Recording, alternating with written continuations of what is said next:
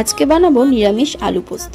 তার জন্য তোমাদের রেসিপিটা ঝটপট শেয়ার করে দিই। এখানে মা নিয়ে নিয়েছিল 25 গ্রাম পোস্ত আর 4টে কাঁচা লঙ্কা। সেটাকে জল দিয়ে খুব ভালো করে কিন্তু শিলে বেটে নিচ্ছে।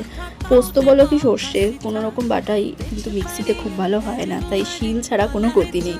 তো এখানে কথা বলতে বলতে দেখো পোস্তটা বাটাও কিন্তু কমপ্লিট। এবার কড়াইতে অল্প পরিমাণ তেল দিয়ে দেওয়া হয়েছে আর দিয়ে দিয়েছি এখানে আলুগুলো হালকা করে ফ্রাই করে নিতে হবে। এখানে কিন্তু কোনো ফোড়ন আমরা ব্যবহার করিনি। অল্প পরিমাণ নুন আর অল্প পরিমাণ হলুদ দিয়ে আলুগুলো ভাজতে থাকবো। কিছুক্ষণ পর দিয়ে দেবো বেটে রাখা পোস্তটা। খুব ভালো করে কষিয়ে নিতে হবে কিছুক্ষণ ধরে। তারপর দিয়ে দেবো এখানে কেটে রাখা টমেটো, হাফ টমেটো এখানে দেওয়া হয়েছে। এরপর আবারও কিছুক্ষণ কষানোর পর দিয়ে দিতে হবে পোস্তর যে বেটে রাখা জলটা ছিল সেটা।